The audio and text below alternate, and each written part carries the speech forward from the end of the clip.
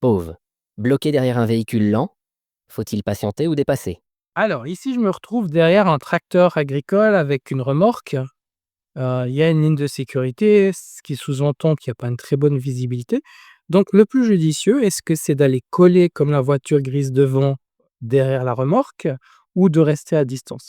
Je vous donne mon raisonnement. Ici, je suis relativement loin, mais j'arrive à voir ce qui se passe déjà au loin, alors que la voiture grise, en étant collée à ce véhicule, lent qui roule à une trentaine de kilomètres heure, n'arrivera jamais à voir si réellement quelque chose ou quelqu'un arrive en face.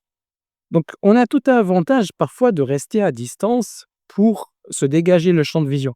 Je vais le faire volontairement, je vais accélérer un petit peu, comme ça peut-être que ça se verra bien au niveau de la caméra, d'aller me coller aux fesses de ce véhicule. Et puis là, en tout cas, mon champ de vision, il est certainement pas aussi horrible que pour le véhicule gris, parce que je vois toujours ce qui se passe devant.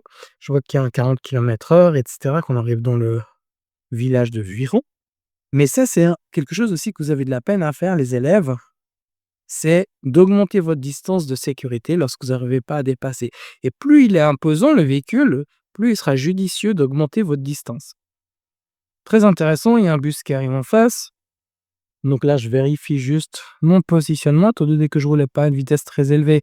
Je me méfie pas qu'il y ait un vélo qui se soit mis entre le mur et ma voiture. Et là, le tracteur, il s'arrête puisque le croisement est difficile.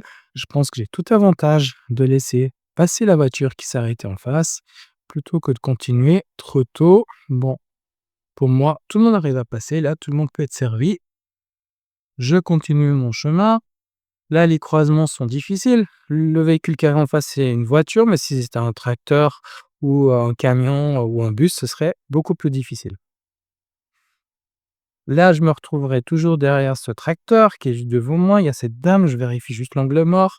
J'aurais pu mettre l'indicateur, je ne l'ai pas fait parce qu'il y avait aussi une intersection qui tournait à gauche. Qu'est-ce qu'on attend de vous lorsque vous êtes dans une situation pareille pendant l'examen? C'est de tout simplement augmenter votre distance de sécurité, patienter, et après, si l'opportunité se présente à ce moment-là, de faire un dépassement. Mais là, clairement, avec la ligne de sécurité, c'est impossible.